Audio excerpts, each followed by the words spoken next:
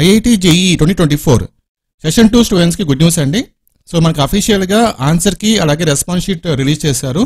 మన వీడియోలో మీరు మీ ఆన్సర్ కీని అలాగే రెస్పాన్స్ షీట్ని ఎలా డౌన్లోడ్ చేసుకోవాలి, ఎలా చెక్ చేసుకోవాలో మీకు చెప్తాను. ప్రాసెస్ చెప్తాను మీకు ఈ వీడియోలో. అలాగే వాళ్ళు ఇచ్చిన ఆన్సర్ కీలో ఏమన్నా మిస్టేక్స్ ఉంటే కనుక మనము అబ్జెక్షన్ అయితే రేజ్ చేసాం అన్నమాట. సో అబ్జెక్షన్ ఎలా రేజ్ చేయాలి అది కూడా మీకు చెప్తాను ఈ వీడియోలో. సో వీడియోని పూర్తిగా చూడండి. ఇది ఇప్పుడే వచ్చిన అప్డేట్ కాబట్టి మీ ఫ్రెండ్స్ కూడా ఈ వీడియోని షేర్ చేయండి. అలాగే మీకు ఫ్యూచర్లో ఐఐటి జేఈ మెయిన్స్ గురించి ఎటువంటి అప్డేట్స్ కావాలన్నా సరే మన ఛానల్ దొరుకుతుంది. సో తప్పకుండా మన ఛానల్ని సబ్స్క్రైబ్ చేసుకొని ఫాలో అవుతూ ఉండండి. ఓకేనా?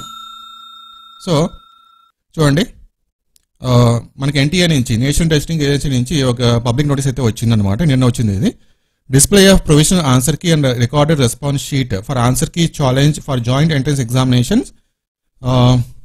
ఇక్కడ మనకు సెషన్ 2 అని మెన్షన్ చేయాలి, అది తప్పుగా పడింది. ఓకే, తర్వాత ఆఫ్ పేపర్ 1 బీఈ బీటెక్, ఎవరైతే బీఈ బీటెక్ స్టూడెంట్స్ ఉంటారో వాళ్ళకి మాత్రమే ఆన్సర్కి రెస్పాన్స్ షీట్ రిలీజ్ చేశారనమాట. పేపర్ 2కి అయితే మనకి ఇంకా రాలేదు.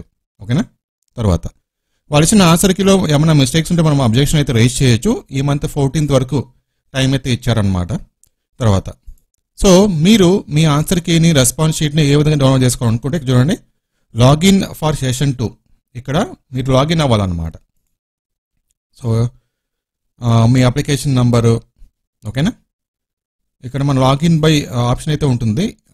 డిజి లాకర్ ఐడి ద్వారా కానీ లేకపోతే అప్లికేషన్ నెంబర్ మనం లాగిన్ అవ్వచ్చు. సో ఇక్కడ మీ అప్లికేషన్ నెంబర్ ఇచ్చేసి పాస్వర్డ్ ఇచ్చేసిన తర్వాత సెక్యూరిటీ పిన్ ఎంటర్ చేసి లాగిన్ అయిన తర్వాత మీరు మీ ఆన్సర్ కీని అలాగే రెస్పాన్స్ షీట్ని చెక్ చేసుకోవచ్చు, డౌన్లోడ్ చేసుకోవచ్చు అనమాట. ఇదొకటి. నెక్స్ట్, ఒకవేళ వాళ్ళు ఇచ్చిన ఆన్సర్ కీలో ఏమైనా మిస్టేక్స్ ఉంటే మీరు ఛాలెంజ్ చేయాలనుకుంటే ఈ ఆప్షన్ అనమాట. Click here to answer key challenge అని చెప్పేసి. సో ఇక్కడ మీ application number, date of birth, ఇక సెక్యూరిటీ పిన్ ఎంటర్ చేసుకొని సబ్మిట్ చేసిన తర్వాత మీరు లాగిన్ అవుతారు. లాగిన్ అయ్యి సో ఏ క్వశ్చన్కి మీరు ఛాలెంజ్ చేయాలనుకుంటున్నారో ఆ క్వశ్చన్ చూస్ చేసుకొని ఆ ఛాలెంజ్ సంబంధించి ఆ డీటెయిల్స్ అయితే మీరు ఎంటర్ చేయాలి. ఆన్సర్ ఎందుకు తప్పు ఏంటి అనేది. ఓకేనా? సో అది ఇన్ఫర్మేషన్ నేను ఈ వెబ్సైట్ లింక్ కింద డిస్క్రిప్షన్లో ఇస్తాను, సో దట్ మీరు ఈజీగా చెక్ చేసుకోవచ్చు. Thank you.